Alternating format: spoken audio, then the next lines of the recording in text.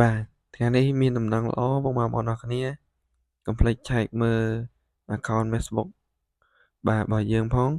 ព្រោះឯយប់មិញហ្នឹងខាងក្រុមហ៊ុន Meta គេបានអាប់ដេតហើយឯងអញ្ចឹង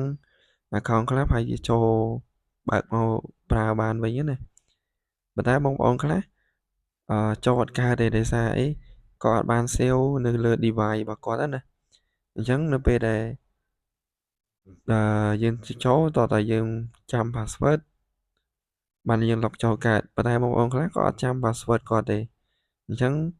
អាហ្នឹងជាបញ្ហាមួយទៀតដែរអញ្ចឹងថ្ងៃនេះខ្ញុំមកប្រាប់ពុកម៉ែបងប្អូនអរគ្នា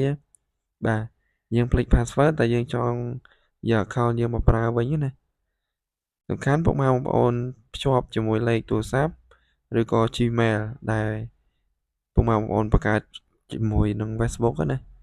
អញ្ចឹងយើងធ្វើការយកទៅ verify យក account យើងមកវិញណាអញ្ចឹងយើងចូលមកកាន់ Facebook យើងមកបាទបន្ទាប់មកបងប្អូនទាំងគ្នាយកកន្លែងនេះ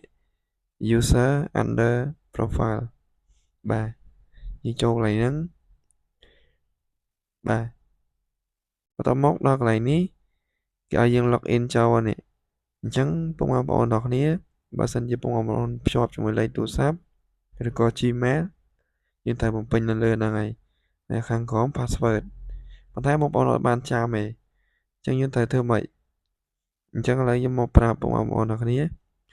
យតែបងប្អូនទាំងគ្នាចាំលេខទូរស័ព្ទហើយនិង Gmail គឺយើងអាចយក account យើងមកវិញបានហើយអញ្ចឹងយើងចូលកន្លែងនេះ forget password បាទយើងចុចលើហ្នឹងមកបន្ទាប់មកបើសិនជាពុកម៉ែបងប្អូនទាំងគ្នាបាទភ្ជាប់ជាមួយលេខទូរស័ព្ទពុកម៉ែបងប្អូនទាំងគ្នាវាយលេខទូរស័ព្ទយើងចូលមកតែបើភ្ជាប់មួយ Gmail យើងវាយ Gmail យើងចុចខាងក្រោមនេះបាទយើងបញ្ចូលជាមួយ Gmail របស់យើងមកប៉ុន្តែទូរស័ព្ទខ្ញុំភ្ជាប់ជាមួយលេខផងភ្ជាប់មួយ Gmail ផងអញ្ចឹងឥឡូវខ្ញុំធ្វើការវាយលេខទូរស័ព្ទខ្ញុំបញ្ចូលសិន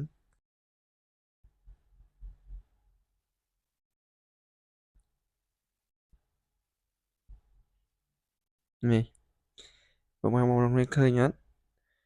កន្លែងលេខទូរស័ព្ទនេះគឺខ្ញុំបានភ្ជាប់ជាមួយ account ទាំងអស់ account របស់ខ្ញុំ5អញ្ចឹងលេខទូរស័ព្ទនេះខ្ញុំភ្ជាប់5 account បាទហើយ5 account ហ្នឹងខ្ញុំមាន link លេខទូរស័ព្ទហើយនិង Gmail បើខ្ញុំខូចលេខទូរស័ព្ទក៏ខ្ញុំនៅ Gmail មួយទៀតអញ្ចឹងណាអញ្ចឹងខ្ញុំឧទាហរណ៍បើយើងភ្លេច password account របស់យើងមួយនេះ account របស់ខ្ញុំនេះអញ្ចឹងយើងចុចលើហ្នឹងមកបាទបន្ទាប់មកវាចូលបានហើយប៉ុន្តែបើសិនជាយើងចូល account យើងអត់បាន save ទេគឺវា load ឲ្យយើង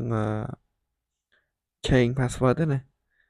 អញ្ចឹងយើងបដូរ password ទៅយើងចូលមក account យើងប្រើវិញបានហើយ